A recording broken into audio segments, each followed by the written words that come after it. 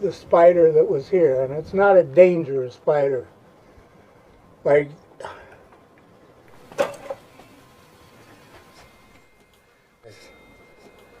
this is where I lived, and it's a 15 by 15 foot room. And the Seri Indians helped me to know that you can be very happy in a very small space. And you can even have lots of people in a very small space and everyone be happy. Very un-American. This is an early Nacho Molina roadrunner, but they were finer later on. Not sure.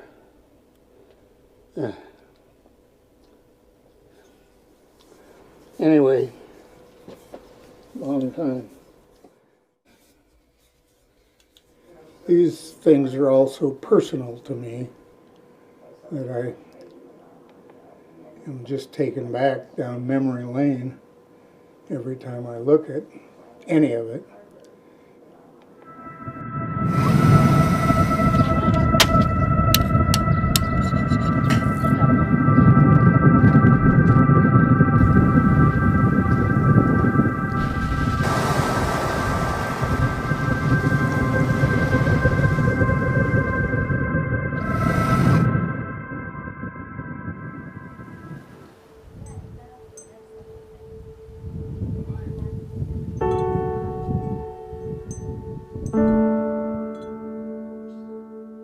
I'm Jim Lindell. In Seri, my name is Apotosa. That's the last name that I was given. The first was Quizás. In Seri, Indians, they would present me with a carving or a basket or a necklace to buy. And if I wasn't going to buy it right then and there, I would tell them Quizás, which means perhaps in Spanish. And so I said that so often that they began calling me Quizás.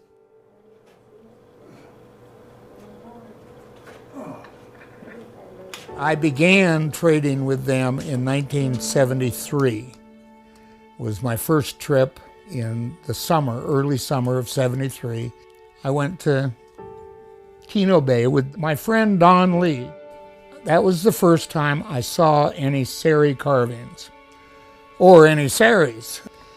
Their work was just fantastic. I couldn't believe it. And I thought to myself, you don't see these things anywhere in the States. Anywhere.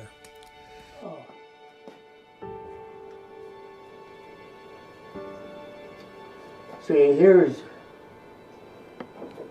a carving with an eagle on it on a cactus. And this, unfortunately, was made by a man who is now dead. The Seris very well know what they need, and all the other animals around them. They live in the desert, by the sea, on the sea, and they know what they carve. And the Seri carvings, are made of wood. This is Tesota olenia, is the scientific name. And this only occurs in the Sonoran Desert. The Sonoran Desert begins just a little south of here and includes Phoenix and all the way down to past Guaymas, Mexico, Sonora. You should think ironwood. It's the most dense wood on this continent. Only leadwood in Florida is of comparable density. It sinks, it will not float. And I mean a tiny piece of ironwood. It is incredible wood. I love the smell of it. I've spent so many years smelling ironwood burning, because of course the little chips as they're carving that was their firewood. And they wouldn't waste it, you know, it was work to go out in the desert and find ironwood and get a piece that you could make a carving out of. They wouldn't waste it, not at all. So Jose Astorga, he initiated the making of Seri carvings. Now this carving is when Jose was dying. Jose had told his daughter Olga Astorga, who is now likewise dead, to make busts of his head, and she would be able to sell every one she did. He told her.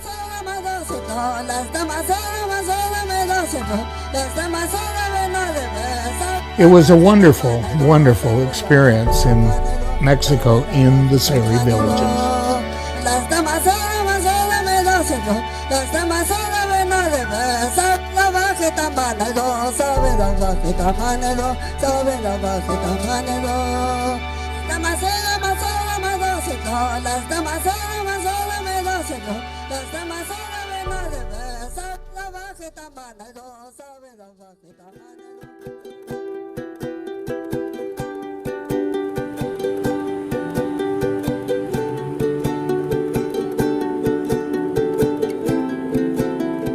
My name is Mike Gray, and I volunteer and work with the Seris primarily on economic development now. I've worked with them professionally in the past as a coordinator of volunteer service projects for the Quakers, the American Friends Service Committee in the southwest areas and in other parts of Mexico too. Okay, let's roll.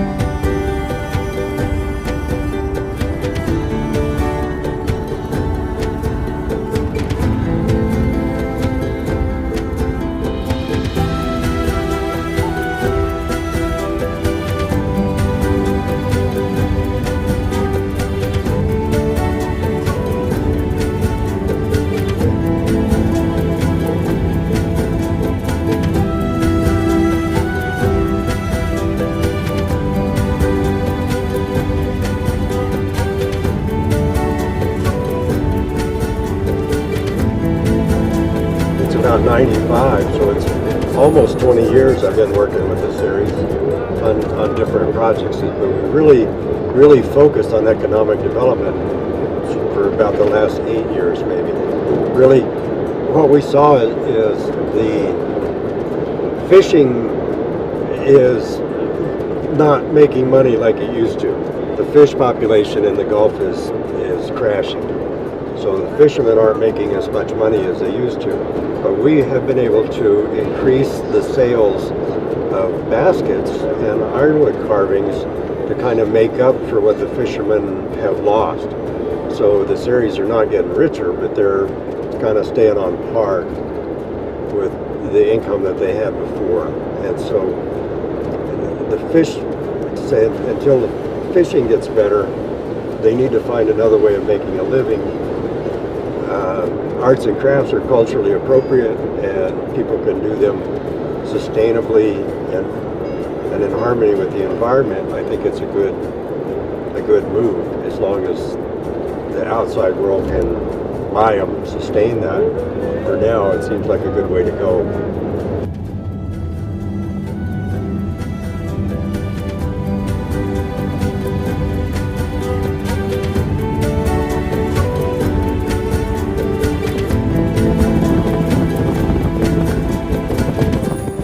Alone a lot, but in my work I find a lot of volunteers and people who are interested in this area that want to go and see who they are, how they live, and so I take people with me frequently. Everybody in Mexico goes to the beach if they can, and so even in Semana Santa people come out to Desemboque. But they don't usually come to the town. They'll go to the beaches north or south of town and just camp on the beach.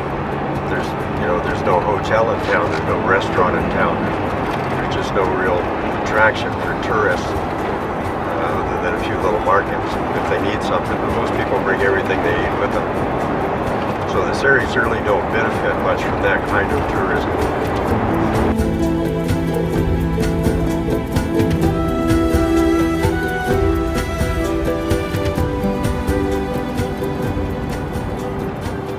How about the government? Will the government try to protect, or they just don't care? It's such a little thing to the government, in terms of how many dollars or how many people are affected. They really don't seem to give it much importance.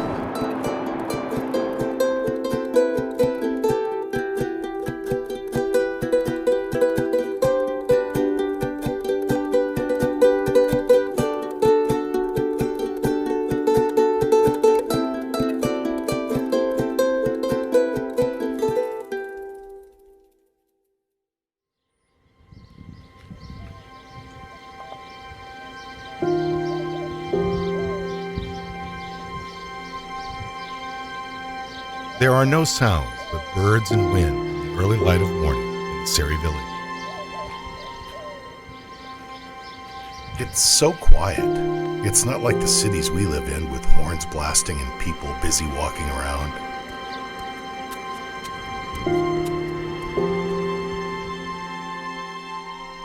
You can hardly find any signs of the modern society. This is Symbolic. It's an ordinary fishing village sitting by the edge of the Sonora Desert and sea. The Seri Indians call it home.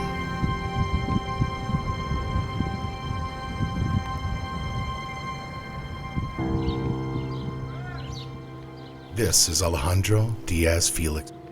Like others, he is waiting for Mike Gray to try to sell his works.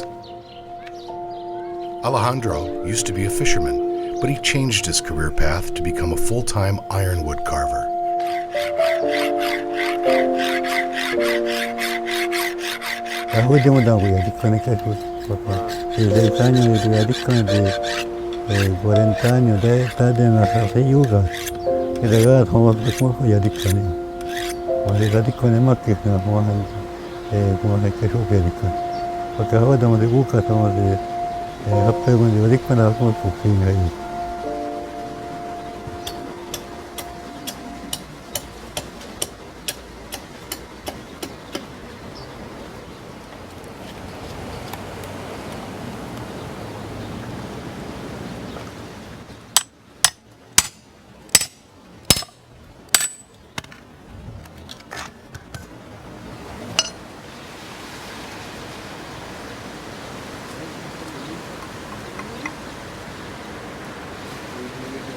Taktik modifti ni oke, abit kahidam khaya. Anduk tak khida, tak khida. Ki ni istilah ida. Ya ku juga. Wah terus ya ku inga kan opin. Wah sen gat tuane. Guge gani wanti wan opin. Ki tahu pagaru opin.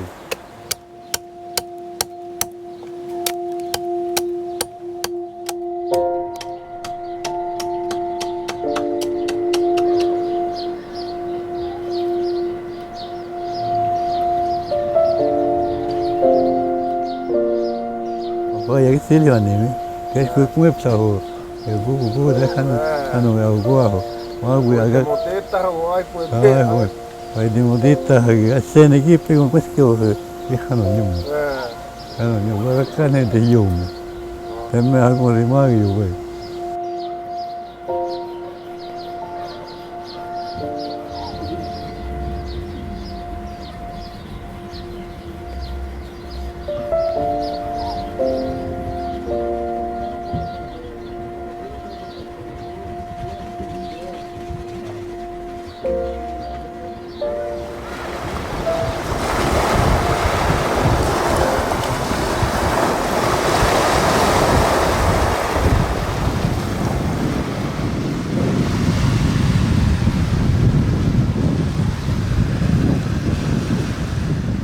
In the past, the Seri Indians were highly dependent on the ocean, they had access to marvelous marine resources that unfortunately we may never see again.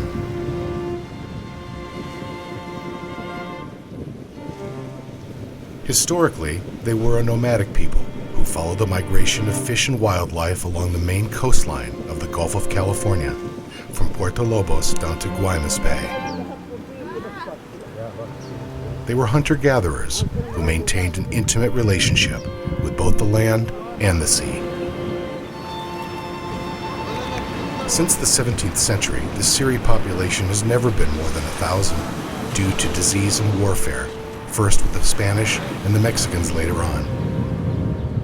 By the 1930s, the Seri population were as low as 300. They are now mainly settled in El Desembarque and Punta Chueca, which is a couple of kilometers across from their native land, Tiburon Island.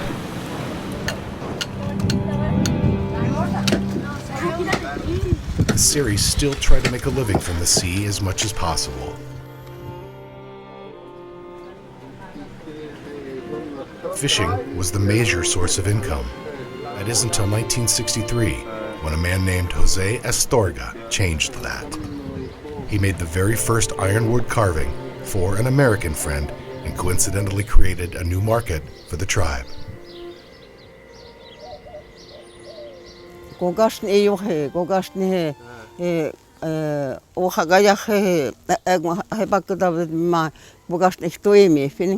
Takama achami hoti me agmi adimi dikwi takama ma he togai mak ma he mosne o haga herio ta ko me he ma he anso ka kamo tanga hapan gono ko po ma he imi he da ta he ku ya de.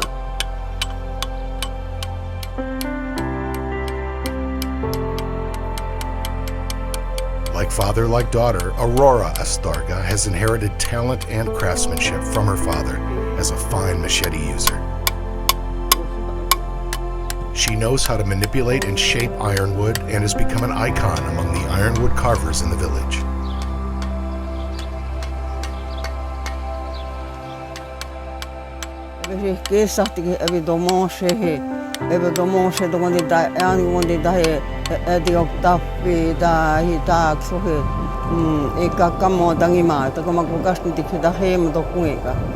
Kisah ni gabi pito kondim mai kisah nahan ko dong anchikigini kisah abiya ko sibuina an hoy dau pagama anchikidini antagi itikumpakta o tagame ka gis to paktas kangi ka dahe atom hokteme dahe bai dahe pamilya ko di ko ke boy to ke bo sa tuksoy ahohne o yeah.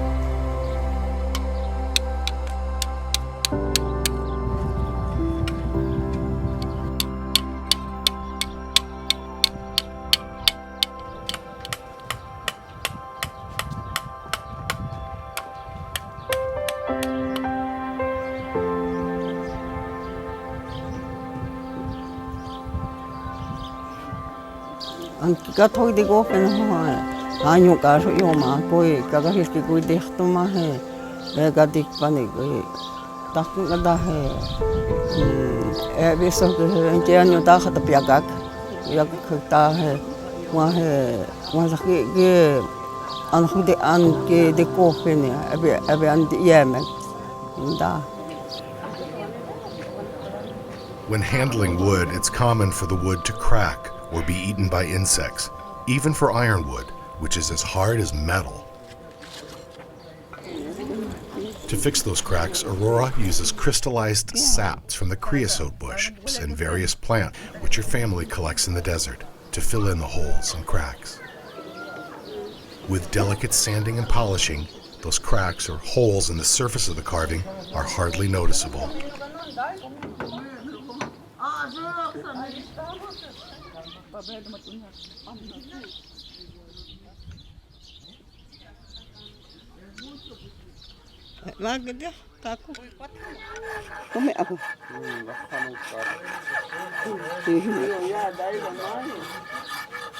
The production of a Seri carving is not normally a one-man job.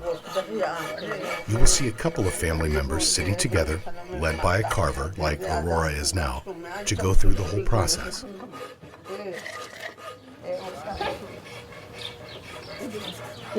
Usually, the carver outlines the shape of the carving and the details. Then his or her daughters and sons finish the rest, either with sanding or polishing. Others sit next to them to learn by watching. By doing so, the art of the carving is being passed down to the next generation.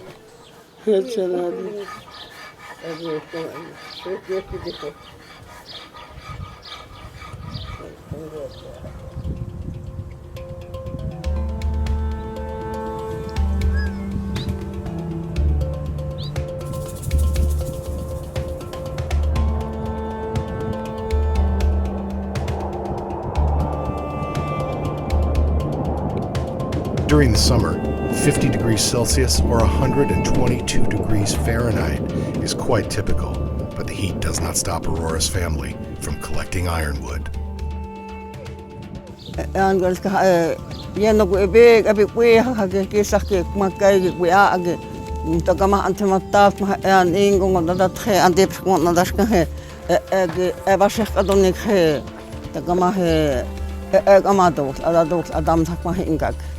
Kak ho rakit me makap ha go ta ma he rak go yom hok ma he o hem bak kak ma mai ha. Now Aurora's family's goal is to look for dead or fallen desert ironwood trees because those are ideal materials for carving or firewood.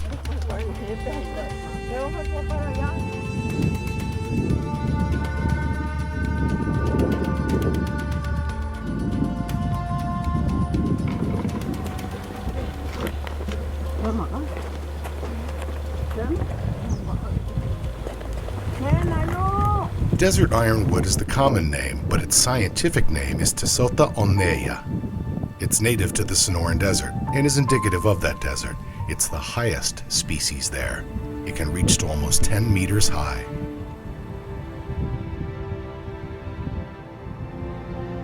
They are a very slow-growing species, and according to researchers, some trees are told to be more than 800 years old in the desert. Generally, you'll see them growing along the valleys and sandbanks, which are washed out by water in the desert.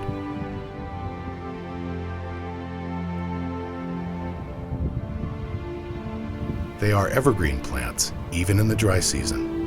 The extreme environment makes it very hard and dense, even denser than water, which also accounts for their varied and unpredictable grains. These trees are considered one of the top 10 heaviest woods in the world.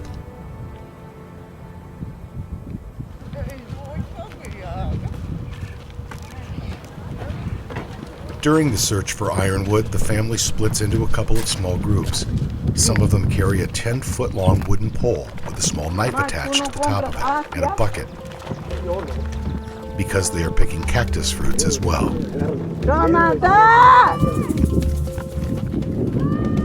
They use these poles to cut the fruits from the top of sometimes 2-story-tall cacti without getting pricked.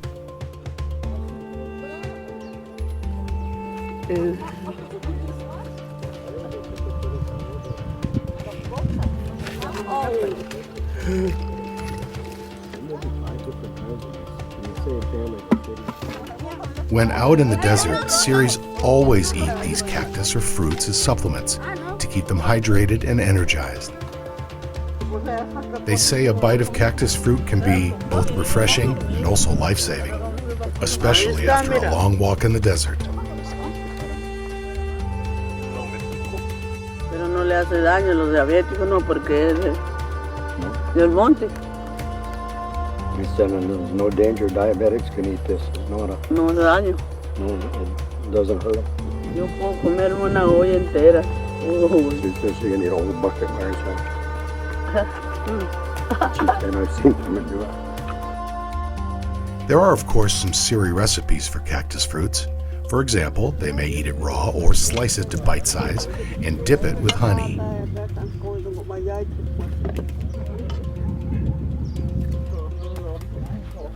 They also make alcohol from the cactus as well. You'll see them serving cactus wine during special occasions, such as the New Year. It is sweet and tasty, and also very strong.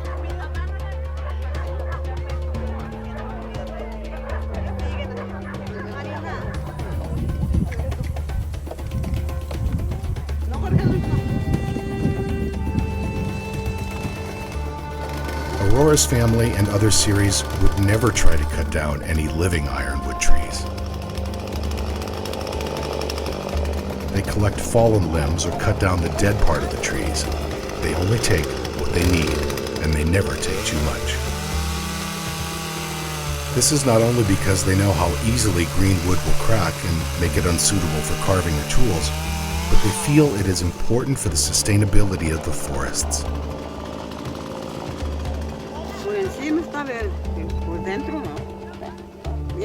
They collect the wood carefully because they want to save the trees for the future. They treasure the forests and everything the land gives them.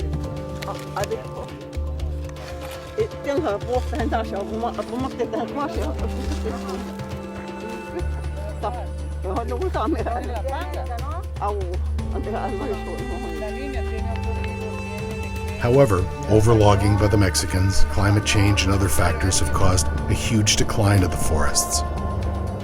This is a serious issue to the Seri culture and nature. Aurora's family and other villagers now have to travel farther to collect ironwood.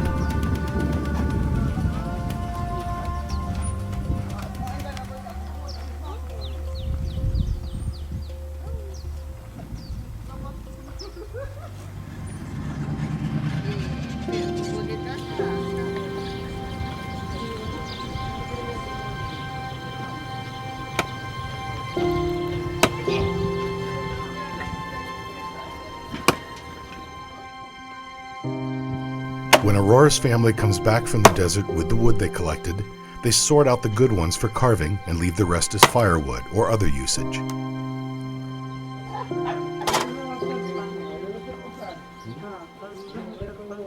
Desert ironwood burns consistently, which is why it is excellent for cooking or heating a room.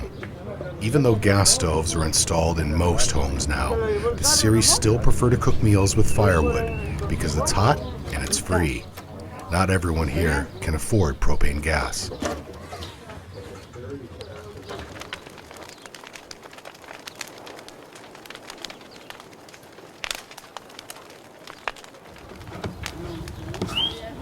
Traditionally, when it comes to food, Seris would make bread from mesquite or ironwood seed flour. But it's not often seen nowadays. They mostly make wheat bread now. Aurora's daughter is using ground wheat flour to make dough, which will later turn into some sort of flatbread, which is known as the Seri bread.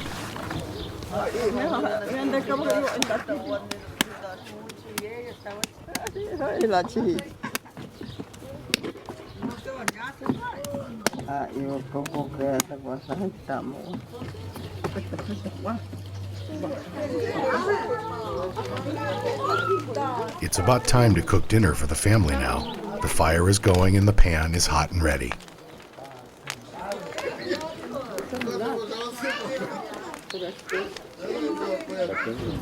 They press the dough into small round shapes and then gently place those into the hot pan to fry them.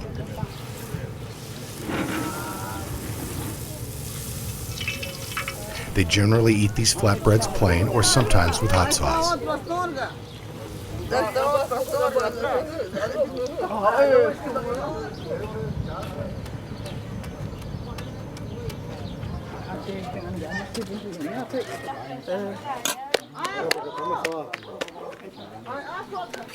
What shows up on the dining table besides the Seri bread is what they catch during the day. It may be fish, crab, prawn, or maybe nothing at all. And thanks to Aurora's son-in-law, the kitchen is serving fish fingers and Seri bread tonight.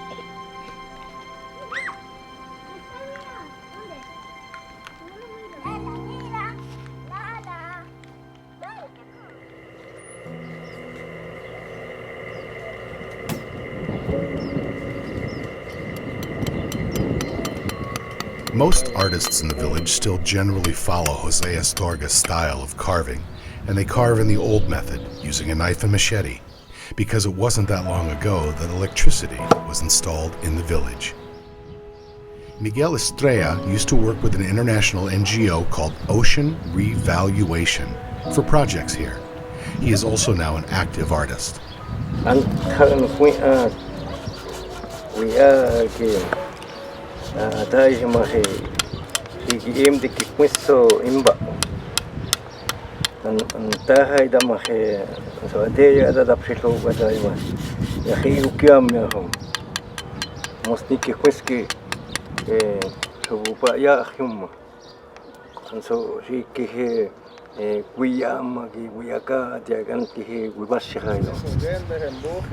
Miguel's work is influenced by Jose as well, but more than that, his carving is also inspired by Armando Torres.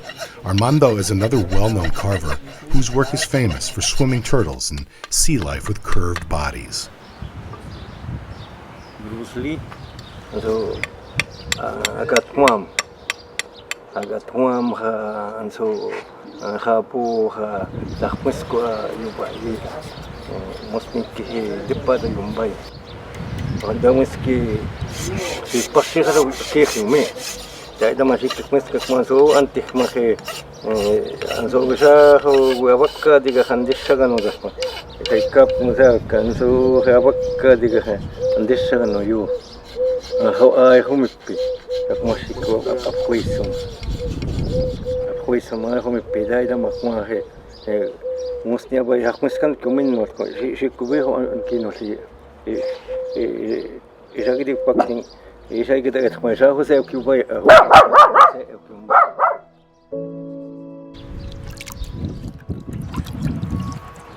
For the series, the sea turtle plays an important role in their history and culture. It used to be one of their main sources of food. The elders also believed they could talk to sea turtles. It was said that when the earth was covered with water, there was a leatherback sea turtle. It flipped mud onto its back and created a land where people can live, and that's how Tiburon Island came about. So whenever they encounter a leatherback, they always hold a 4-day festival for it.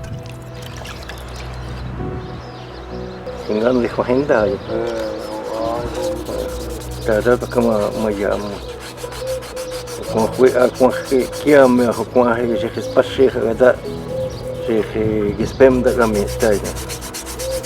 And when aku mah tak naik pakat mah si aneh si aku inda si aku kino kuitur mah global tak mah te tak mah te ku itop mah so pakat mah dek ni mah sa si punya te ya gumma.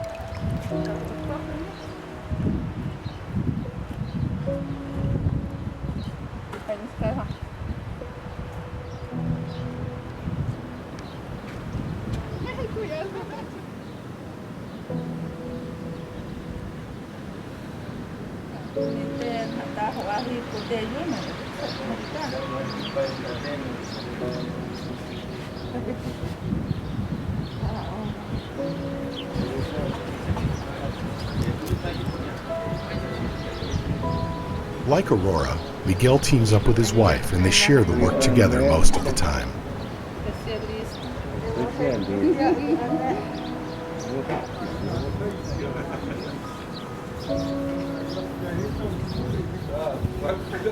One distinctive feature about Seri ironwood carving is the lack of details, such as the lack of eyes. Unlike Mexican ironwood carving that is usually done by machines and has artificial eyes, Seri carving simply brings out more of the vivid characteristics of the animals. It's more alive. And these make Seri carvings so different and unique. Due to the recession, however, the cheaper prices of the imitation Mexican carvings took a toll on the sales of Seri ironwood carvings and deeply impacted Seri artists' incomes. The sale of baskets also suffers. Sí, cuatro, pues que Kuaxikkatik pan ima'ti ta'aytamaj isaqpastago atanlukmaji siqkikisilkanamutamaji ku'ipti ta'aytamaji watkuntalhajuj kisilk'amayi tajo patpakajan kitamuy so si akakjatajmiski atiatjo kuitalha watmujma ogenbaka perron yayba ikutmuy amuy mas atkwami lukma ayay tumutinma mas ayumaysi.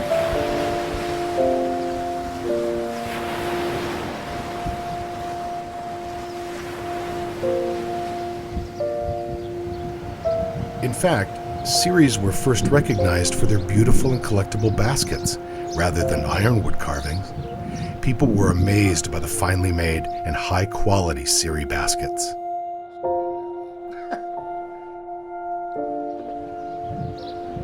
The baskets once brought good fortune to the village when the economy was doing well. Miguel's older sister, Bertha Estrella, is one of the best weavers in town.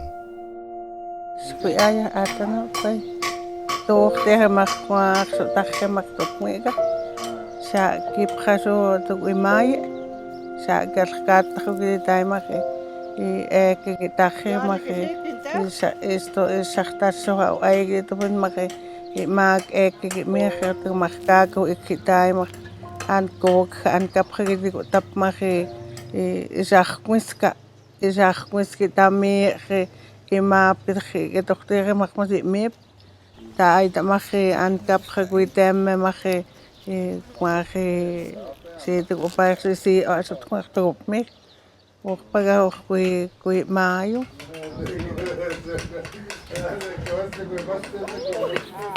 Seri is a matriarchal society. Women do most of the work except for fishing. Similarly, basket making is under their domain as well. You rarely see a man sitting in the group and helping in the process of weaving. And there's an interesting tale about Seri basket.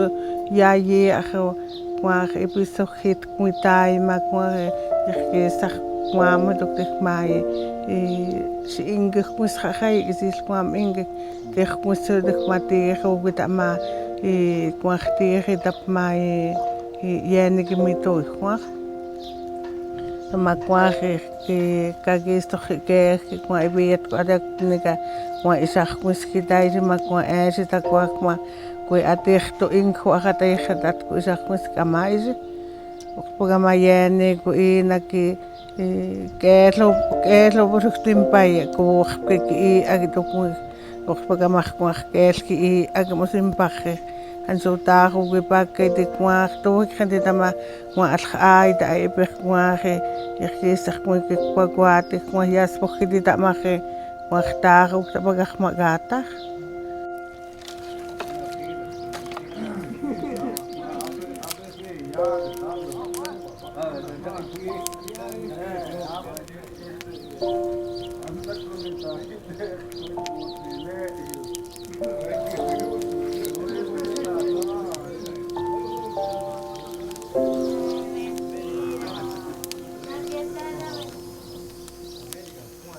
Scorching is the first step in the basket making process because it's easier for Bertha to peel off the bark when that outer bark of the torote is burned.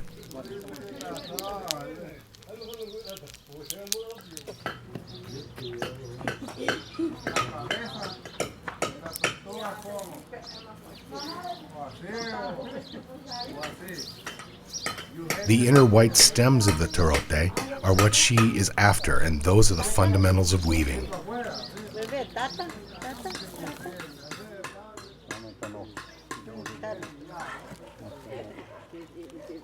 The weaving segment comes together when certain white stems are collected. It is a long and arduous process for Bertha. It may take her weeks, sometimes years, to finish a basket, depending on the size and the complexity of the pattern she wants to accomplish.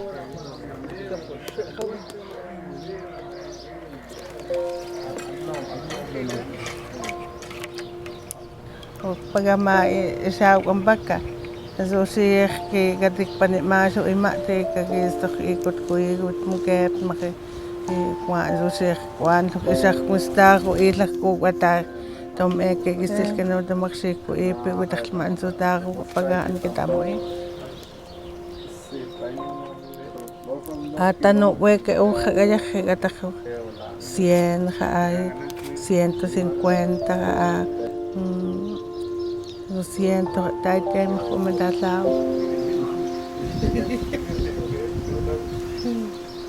Bertha is now increasing her pace as the new year is right around the corner. That means there'll be tourists visiting the village and walking around. She needs to get more baskets in stock because every sale counts.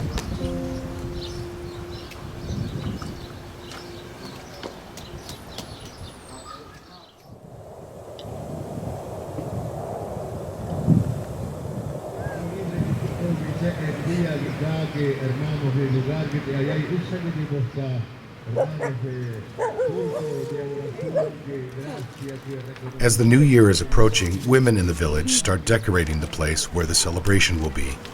They tie plastic ribbons on the poles in 3 different colors: blue, white, and red. These are the colors of their national flag.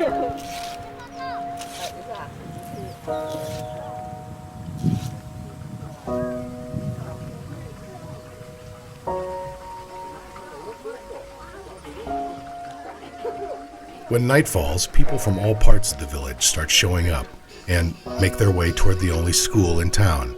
There is a graduation ceremony tonight. They bring cakes and sodas to cheer for the kids who finished their studies this year. The children are taught in both the Spanish and Seri languages.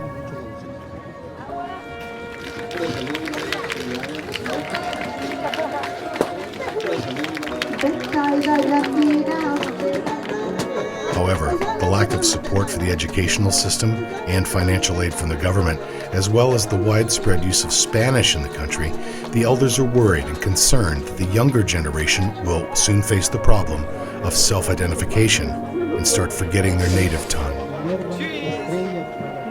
This is becoming an inevitable trend for the ethnic tribes in Mexico. They really can't stop this from happening without money. A lo que son los estudiantes étnicos de aquí nomás del desemboque.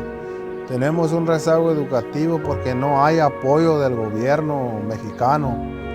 No hay, que digamos, ayuda por algún sustento alimenticio, sustento monetario para seguir impulsando la educación indígena. Se den cuenta que nosotros los indígenas seris también queremos salir adelante, que también ocupamos educación, también ocupamos que nos impulsen para que nuestros hijos o nuestras familias estudien y sigan adelante, pues para que el día de mañana ellos vean por nuestro pueblo. Porque como les comento, pues de la artesanía aquí vamos a estar nomás, pues nunca vamos a salir del hoyo donde estamos.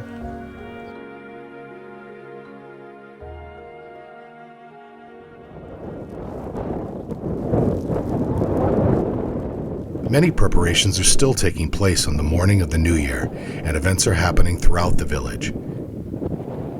At the beach, women are now busy building shades that were once used in the past.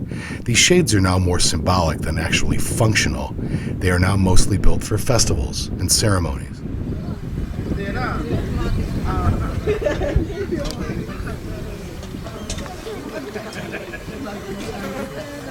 You will find many parties going on when you walk through the village. People are generally sharing food like Seri bread to all of the visitors. Everyone is welcome.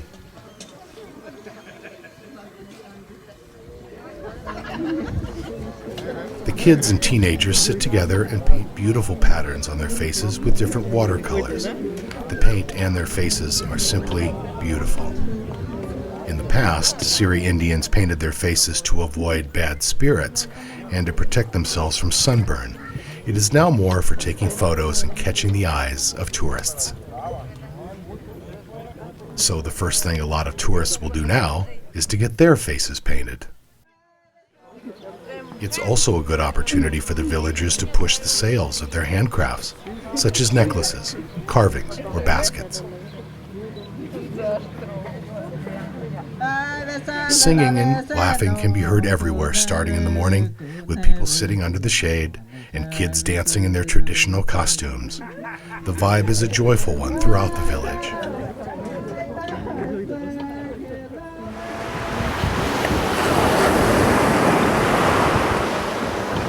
The new year is at the end of the dry season, with all waiting for the monsoon rain in the desert, which usually starts in late June.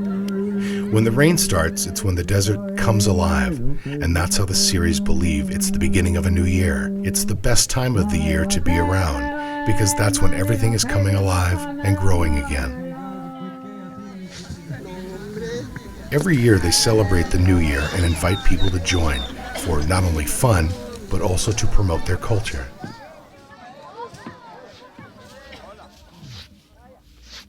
As time goes on, more people, more tourists flood in. At the fiesta, the elders sing their traditional songs, and men and children will take turns and accompany the rhythm with foot drums.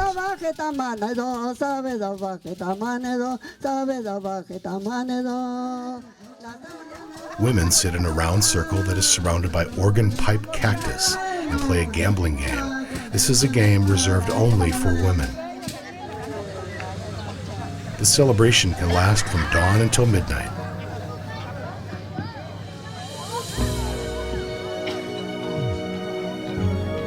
When night falls, everything goes even more active. Men would gather around a box filled with sand and play a gambling game as well. There is face painting, cactus wine, deer dancing performed by Aurora's grandson, and more.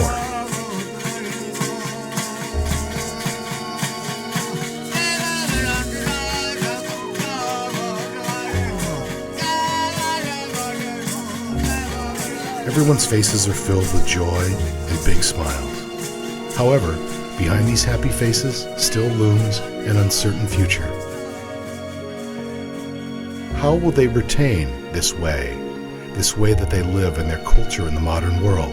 Seris believe their culture is beautiful because of their isolation from outsiders. Their arts and crafts, ironwood carvings and baskets might be a path of hope for them, but it is still an unanswered question.